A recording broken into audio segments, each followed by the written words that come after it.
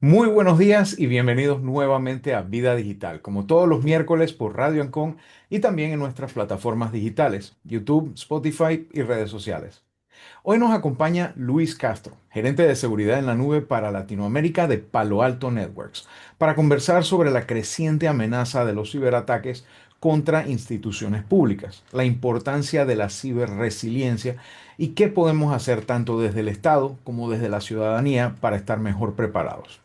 También vamos a abordar un tema un poquito crítico en el escenario internacional, como la colaboración entre múltiples proveedores de ciberseguridad puede ayudar a que ese ambiente de competencia sana también sea de colaboración muy importante en un tema tan importante como lo es la ciberseguridad. Agradezco como siempre al equipo de Radio Ancon por hacer posible este espacio y a ustedes por acompañarnos aquí en Vida Digital. Empezando por los últimos 6 meses, hemos visto ataques a entidades como en el caso de Panamá, el Ministerio de Educación. Desde Palo Alto Networks, ¿cómo están evaluando ustedes la madurez cibernética del sector público, tanto panameño como a nivel regional? Gracias, Alex. Y bueno, muchas gracias por la invitación al programa. Desde Palo Alto Networks, como bien lo mencionas, tenemos una visión global, latinoamericana, etcétera. Y es un hecho que hay una creciente, ¿no? En lo que vienen a ser los diferentes tipos de ataques, incidentes que estamos viendo en las diferentes tanto regiones de sectores, tanto públicos como privados. Por ende, es bastante importante, pues, para nosotros poder estar, sí, muy cerca de estos tipos de entidades, que haya muchísima, vamos a decir, como lo mencionabas al inicio, colaboración, pero que también haya mucho, compartir, vamos a decir, experiencias. Hay veces y en esto de la ciberseguridad realmente no todo el mundo quiere exponer, ¿verdad? Que han tenido algún tipo de problema o no. Por ende, yo creo que es muy importante tener espacios seguros, ¿no? Para poder hablar de este tipo de incidencias que se han manejado. Desde nuestro punto de vista, lo que hemos estado haciendo es, y lo podemos ir hablando más adelante, es creando cada vez más plataformas que son más integrales, que permitan manejar toda una visibilidad de la ciberseguridad en todos los diferentes contextos que estamos viendo, ¿no? Y parte de eso es también inputs que vamos trayendo de los mismos territorios. Entonces, es muy importante para nosotros y tenemos una unidad de Research and Development, se llama Unidad 42, que nos ayuda muchísimo también a traer toda esta información, todas estas estadísticas y a preparar mejor a los sectores, tanto públicos como privados de la región. Casualmente, investigando un poco sobre la Unidad 42, vi que parte de su historia es que se llama Unidad 42 por la respuesta a la pregunta más importante del universo de la novela de Douglas Adams, La Guía del Viajero Intergaláctico. Y ese Correcto. número 42 era la respuesta que todos estaban buscando. Lo que no sabían era cuál es la pregunta. Para mí la pregunta es, en este caso, ¿qué tipos de ataque, qué patrones de ataque han observado ustedes en Panamá y en la región y cómo se compara con esos hallazgos globales que ustedes obtienen a través de este grupo, esta fuerza de tarea, Unidad 42, que trabaja a nivel mundial investigando estos incidentes? Sí, mira, es curioso porque yo creo que los tipos de ataques que son muy constantes siguen siendo el ransomware, sigue siendo el phishing, sigue siendo temas de campañas, ya sea de extorsión, qué sé yo, pero también hemos visto y que también ha ido creciendo ataques volumétricos, ¿no? Digamos de tirar abajo, tratar de tirar abajo una entidad, ¿no? Muy, muy target, o sea, muy enfocado a la entidad como tal, lo cual claramente, si no existe una buena preparación tecnológica de una entidad, llámense de gobierno, sector público, qué sé yo, pues lo que van a hacer es bajar los servicios, ¿no? Y esto lo vemos con miles de requests, miles de peticiones por segundo o ataques de fuerza bruta. Entonces, cuando comparamos esto con diferentes otros ataques en los diferentes, llámese, latitudes, viene siendo muy similar. Es decir, los ataques vienen siendo muy similar. De repente lo que ha ido también cambiando es la forma de cómo se generan, ¿no? Y ahí entra el término, el gran famoso término de hoy día que escuchamos de la inteligencia artificial, ¿no? Entonces, la misma inteligencia artificial está siendo usada por los atacantes para generar todo este tipo de ataques, por lo cual cada vez los vemos que son más sofisticados, la forma de cómo lo llegan a ejecutar. Sin embargo, los que más vemos en la región, en su mayoría, son estos que se mencionaban, ¿no? Ransomware, phishing, campañas de extorsión, etcétera, y ataques también a nivel volumétrico, ¿no? Para eso, y es muy importante y es parte de lo que nosotros estamos hoy día promoviendo muchísimo, es vas a combatir AI contra AI, ¿no? Entonces, las plataformas tecnológicas de ciberseguridad hoy día tienen que estar, ¿cómo se llama?, con capacidades de poder tener AI para proteger todos estos tipos de ataques. Ahora, curiosamente tú mencionas el tema de miles de ataques. Pero, por ejemplo, yo recuerdo en el 2015, yo formé parte del el equipo de trabajo de la cumbre de presidentes aquí en Panamá y nos sorprendimos recibiendo aproximadamente 140, 150 mil ataques diarios en ese sitio, Sí, que lo pudimos resolver, el sitio no se cayó en ningún momento. sí, Y luego en la JMJ, la Jornada Mundial de la Juventud, en el claro. 2019, nos sorprendíamos porque recibíamos casi 1 millón de ataques diarios y aún así también el sitio se mantuvo con pocos recursos, pero bien administrado. Ahora, eso Sí, se dio fue porque, primero que tomamos todas las precauciones habidas y por haber y nos preparamos asumiendo que esto iba a pasar. En el claro. caso de los portales de sitios de gobierno como el del Ministerio de Educación y otros que han sido objeto de ciberataques en nuestro país y en la región, ¿qué pasos debieron haberse ejecutado de manera temprana? ¿Qué Claro, señales debieron haberse detectado en un principio? O qué tipo de preparación se recomienda desde la perspectiva de Palo Alto para claro. poder estar listos para cuando venga, no si viene, sino cuando viene Sí, un correcto. ataque de este volumen? Sí, y lo que me mencionas es muy, muy interesante, ¿no? Y hoy día, con todo lo que observamos a nivel mundial, bien lo dicen, no necesariamente es cómo, es cuándo, ¿verdad? O cuándo va a suceder. Y hay que estar preparados, definitivamente. Yo creo que esto es un tema, como lo mencionabas al inicio, de tener una resiliencia, ¿no? Cibernética a nivel de del negocio, ¿no? Ya sea el negocio, hablemos, puede ser gobierno, puede ser educación, puede ser privado, qué sé yo, pero por detrás hay una operación que debe de continuar. Y acá lo que juega mucho el papel es lo que llamamos un monitoreo continuo, ¿no? Es decir, debemos de tener siempre algún equipo, alguna solución que esté monitoreando todos estos tipos de requests que están llegando, llámese a un sitio público, en este caso, los diferentes, tal vez los servicios más críticos. Pero acá también entra en juego, y lo mencionaba al inicio de la pregunta anterior, el tema de la inteligencia artificial y todos los modelos de machine learning. Entonces, esto es muy importante. ¿Por qué? Porque claramente tenemos que saber diferenciar qué es real y qué no es real, ¿no? O sea, quién es un usuario que es realmente válido y cuál no. Entonces, para eso, los modelos de machine learning lo que hacen muchísimo es crear unas bases, ¿no? Unas líneas bases que nos va a permitir entender, bueno, quién está queriendo entrar a un sitio de Panamá, desde Panamá, ¿verdad? Con algún tipo de usuario válido, de repente, versus quién está tratando de accederme a algún país que no es un país común, ¿verdad?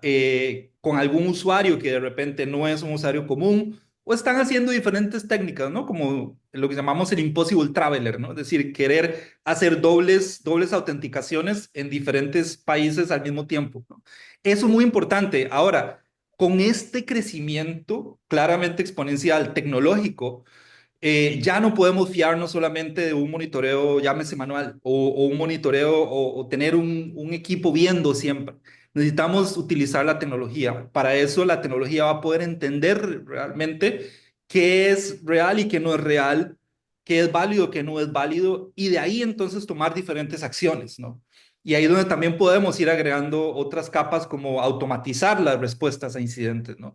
Y para eso lo que hoy día vemos muy importante es cómo podemos ir disminuyendo, cómo tenemos que ir disminuyendo los tiempos de respuesta y los tiempos de detección de incidentes, ¿sí?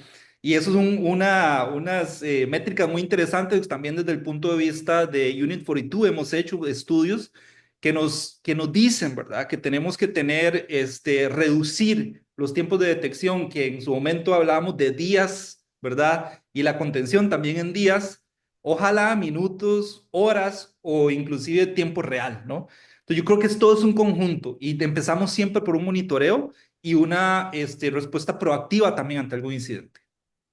Sí, casualmente ahora que mencionas el tema de la autenticación en dos lugares diferentes del planeta, recuerdo una conferencia, creo que fue hace como 10 años más o menos, que una de las personas, un investigador bastante conocido, estaba hablando de futuros sistemas de autenticación que podían tomar en cuenta otros aspectos del usuario, como por ejemplo si él está en la red del tercer piso y de pronto la autenticación viene del quinto piso, Ah, ¿cómo hizo para subir dos pisos sí, en cuestión de 3 segundos? No es normal. O sea, esa granularidad tan específica que correcto. incluso puede hacerse a través del GPS del celular, que uno de sus datos es precisamente la altura, es parte de un paper del año pasado que sacaron unos estudiantes de la IEEE precisamente acerca de la necesidad de, en algunos casos, para situaciones muy particulares, saber que esa persona estaba en el sexto piso cuando se autenticó y no en el Ah, segundo piso, por decir sí, algo. correcto. Ahora, una de las cosas que menciona el informe que compartieron ustedes con nosotros es la ventaja de adoptar una plataforma de ciberseguridad unificada Sí, frente al enfoque tradicional de tener soluciones aisladas. Lo vemos en todos lados. La gente dice, yo tengo un antivirus, yo tengo un firewall y yo tengo mi backup. Y sí, casi siempre el fabricante del antivirus es diferente del fabricante del firewall, es claro, diferente del fabricante del backup. claro. Quizás tendrán algún tipo de alianza que hoy en día, pues como mencionamos al principio del programa, la situación geopolítica a veces puede hacer que las alianzas se vuelvan un poco más complicadas, pero ¿cómo se ven ustedes ayudando a reducir el tiempo de detección y de contención de estos ataques en instituciones públicas que, tras que tienen recursos limitados en muchos casos, tienen sistemas legados de diferentes proveedores que a duras penas hablan los mismos idiomas, siguen los mismos estándares y se entrelazan con los mismos protocolos? Claro, y ese es un tema súper, súper importante. De hecho, podemos decir que en los últimos años, Palo Alto, la estrategia ha venido sobre lo que hemos llamado platformización, ¿sí? O platformization, que estamos llamando, y es realmente la complejidad que vemos, ¿no? En una operación de ciberseguridad es cada vez mayor. Primero, hablamos por ataques que cada vez son más sofisticados, son mayores, pueden venir de cualquier lugar del mundo. Por otro lado, la misma complejidad de las operaciones del negocio, llámese o de la operación de gobierno, privado, público, qué sé yo, también cambia. ¿Por qué? Porque, y luego podemos también incluso más hablar más adelante del tema de la transformación digital, ¿no? Porque ahí hay embebido también un concepto importante que es el desacople de lo que es el data center a diferentes otros puntos, llámense nube pública, llámese soluciones como servicio o SaaS. Entonces, digamos que la complejidad del entorno se vuelve cada vez más complicada, si lo podemos decir de esa manera.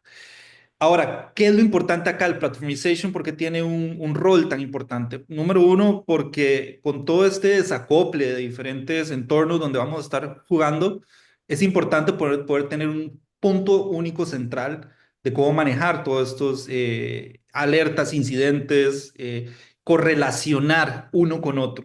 Tú lo decías muy bien, de repente puede que tenga una capa que la maneja un vendor, luego otra, y no hay una conexión, no hay una comunicación entre ellos, ¿no? Entonces, lo que a mí me puede tocar o tomar, entender que hubo un problema del código y que luego se pasó tal vez alguna máquina, inclusive legacy, como ya lo mencionas, me puede tomar días, versus cuando yo tengo una plataforma unificada que puede entender, puedo yo ingestar toda esta información y puedo utilizar los engines de Machine Learning, AI, eso lo puedo resolver en segundos. Entonces, ahí es donde viene el peso, ¿verdad? Lo que es el mean time to detect, el mean time to respond.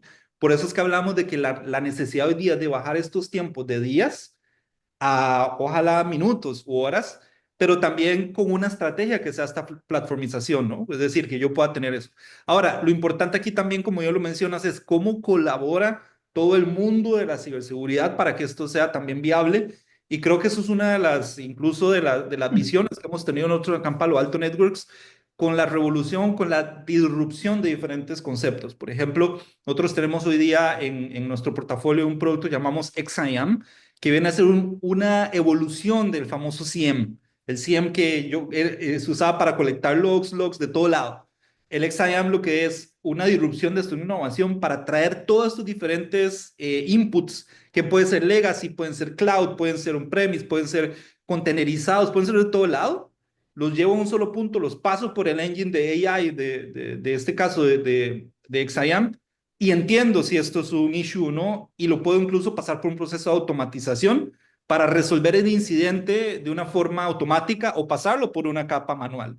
Entonces, yo creo que esto es todo, realmente lo que estamos viendo hoy día es la evolución de la ciberseguridad por la complejidad de los ambientes, pero también por la complejidad de los ataques y el uso de la misma tecnología a nuestro favor, que también los atacantes lo van a usar para tratar de vulnerarnos, ¿no? Que es el mismo AI.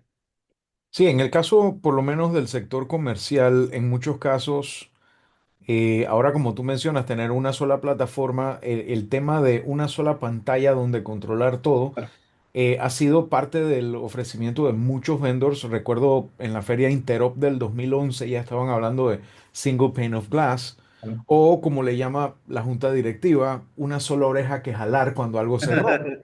Sí, Sin embargo, en gobierno, como tienes todo el tema de licitaciones, cuando tienes sí, una institución con un solo vendor, hasta se ve sospechoso. La idea es claro, poder interactuar entre todos, hablar los mismos idiomas claro, y poder compartir esa información, sobre todo cuando hablamos de lo que tú mencionas, de tomar toda la información de seguridad, las entradas, las salidas, sí, y tener un sitio central el cual podamos examinar y darnos cuenta en tiempo real qué es lo que puede estar sucediendo, porque a lo mejor claro, un ataque no es en un solo lugar, es en dos lados coordinados. Y sí, si veo uno o veo el otro, no noto lo que está pasando en exactamente. ese momento.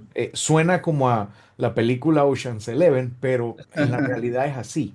Sí, Sin embargo, lo que me preocupa, y esto es una cosa que estaba discutiendo también con otro proveedor de ciberseguridad hace un tiempo atrás, es cuando este tipo de información está siendo analizada por sistemas de inteligencia artificial, ¿cómo están usando ustedes o cómo se están apoyando en hardware de última generación para que esa decisión o esa inferencia se haga en el equipo y claro, no tenga que ir a un tercero que podría ser objeto de ataques por su propia parte, ataques en cuanto a la línea de producción, de la cadena de suministro, o que de pronto pudiera ser simplemente por cuestión regulatoria un tema de que esa información se tiene que quedar geográficamente claro. dentro del sitio.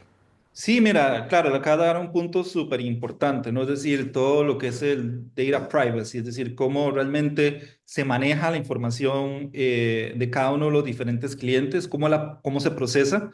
Yo creo que hay toda una arquitectura por detrás que claramente lo que busca es garantizar de la forma más estricta, ¿no? Ese manejo, ese control, esa confianza de que los datos están siendo manejados de la mejor forma y con toda vamos a decirlo así, con toda la capacidad también, ¿no? De mostrar cómo en este caso el vendor, en este caso como nosotros, Palo Alto, lo maneja. Sí es un tema, de hecho existen diferentes regiones, como lo mencionaba anteriormente, yo veo diferentes países, toda Latinoamérica. Cada país tiene a veces su diferente forma de cómo manejarse, ¿no? Algunos no necesito que la data se encuentre localmente acá en el país, necesito, bueno, que algún componente no salga. Entonces, a nivel de Palo Alto Networks hemos ido creando son diferentes tipos de arquitecturas o stacks, ¿no? Que permiten, digamos, flexibilizar esto. Es decir, podemos estar manejando los datos de una forma local, podemos estar garantizando que la información no se va a salir, primero, a un tercero, claramente eso no pasa, y segundo, si la vamos a manejar solo nosotros, que se maneja de la forma lo más, con la mayor seguridad posible, ¿no? Entonces, para eso, como te digo, tenemos ya procesos andando de data privacy que son muy estrictos, los cuales generalmente nosotros compartimos con nuestros clientes en avanzada para pues que haya toda una transparencia, ¿no? De cómo se va a manejar esto a nivel de datos. Pero sí, definitivamente eso se vuelve un punto súper importante. ¿Por qué? Porque hoy día también dependemos muchísimo de tecnología SaaS, ¿no? Hay mucho capacidades SaaS, cada vez estamos utilizando menos hardware, ¿no?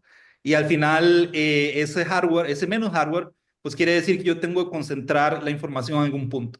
Y en ese caso, como te digo, hemos creado una arquitectura, una red bastante robusta para poder manejar todos nuestros datos de la forma más confiablemente posible y lo más transparente para nuestros clientes. Ahora, tú mencionas también algo muy importante que es la dependencia en software como servicio.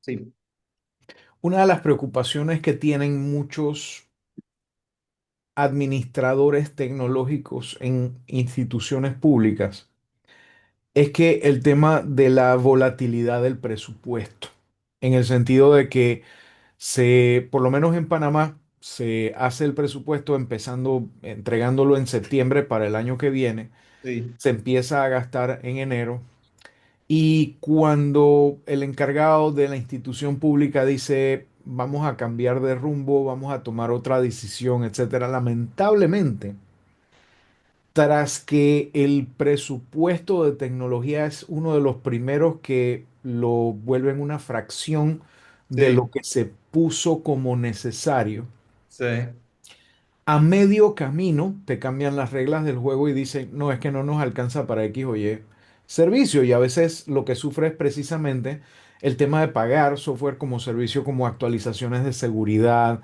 actualizaciones de firewall. Yo he visto personalmente instituciones donde a veces el equipo que está diseñado como el bastión de la seguridad tiene 2 y 3 años de atraso porque simplemente no hay el dinero para las actualizaciones.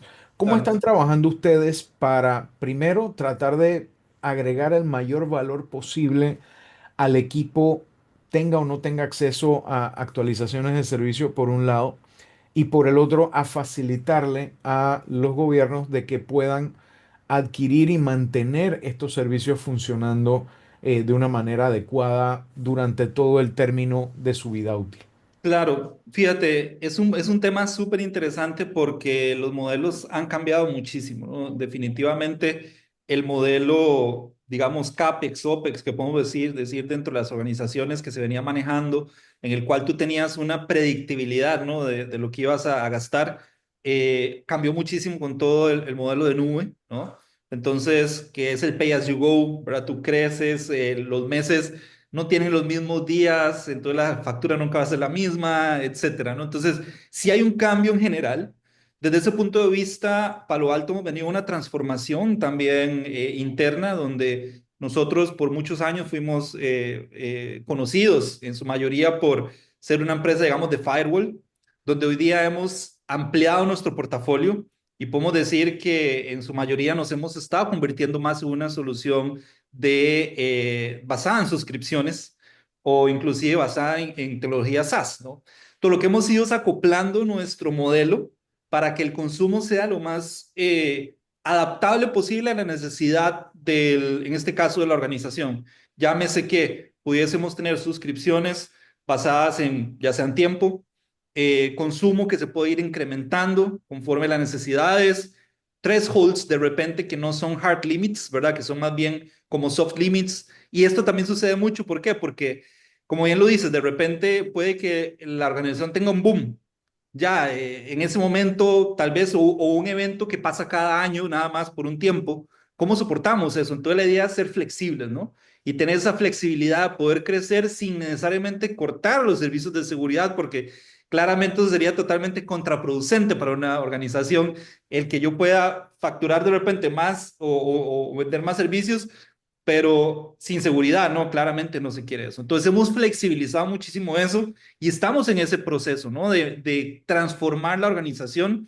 Hay mucha incertidumbres también en algunos territorios donde la nube, algo, para algunos fue un science project, algunos se están volviendo de la nube a on-premise, algunos están yéndose todo para el cloud. Entonces, lo que hemos tenido nosotros que hacer es realmente flexibilizarnos en todas estas realidades. No podemos esperar que un cliente sea totalmente cloud o que un cliente sea totalmente on-premise. Hay un híbrido muy real y por eso nosotros nos hemos flexibilizado muchísimo en la forma en la cual entregamos los servicios y también cómo los facturamos en ese caso. Excelente. Lamentablemente no tenemos tiempo porque solo en el tema de repatriación de recursos podríamos hablar un par de horas. Claro. Para cerrar esta entrevista y claro, con el espacio abierto para que ustedes regresen cuando tengan la oportunidad nuevamente y de pronto profundizamos un poco más en algunos de estos temas. Si tuvieras que darle tres recomendaciones prácticas hoy mismo a un ministro o un director de tecnología del gobierno panameño, además de educar a todo el personal, ¿cuáles serían? Bueno, es muy, muy importante y creo que eso lo hablamos, pero no le pusimos un nombre. Lo hablamos por encima, no le pusimos un nombre. Hay un marco de trabajo muy importante que se llama Zero Trust, ¿no? Entonces, Zero Trust viene a ser, creo que yo, el pilar o la base sobre lo que se debe crear cualquier estrategia de ciberseguridad hoy día y ojalá también adoptada en todas las diferentes entidades gubernamentales. Y es una arquitectura de seguridad que permita básicamente tener controles en todas las diferentes capas, indiferentemente, como él lo decía, si estoy dentro del edificio, no importa que esté en el edificio, pero puede que no sea la persona correcta, ¿no? Porque puede que esté haciendo algo indebido. Es no confiar en nada, no confiar en el perímetro, no confiar en el usuario, no confiar en las comunicaciones. Y eso quiere decir ir creando capas, ¿verdad?, de seguridad en cada uno de estos bloques. Y este concepto de Zero Trust es un concepto inclusive que nosotros venimos manejando desde hace mucho tiempo. Ya es un concepto de industria que lo que busca realmente es eso, es tener lo más controlado posible todos los entornos que se manejen. Eso, digamos, el primero. El segundo lo comentamos y es la capacidad de yo poder ser lo más proactivo posible en monitorear todo lo que yo tenga hoy día, digamos, expuesto, ¿sí? Que tenga front-end facing de repente, que tenga consumo que venga desde afuera, qué sé yo. Y a eso agregarle capacidades, ojalá, de inteligencia artificial, ¿sí?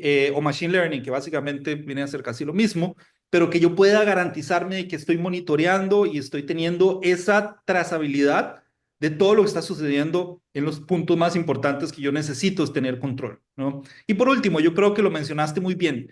Hay un tema de capacitación de personal y eso va a cubrir todas las capas.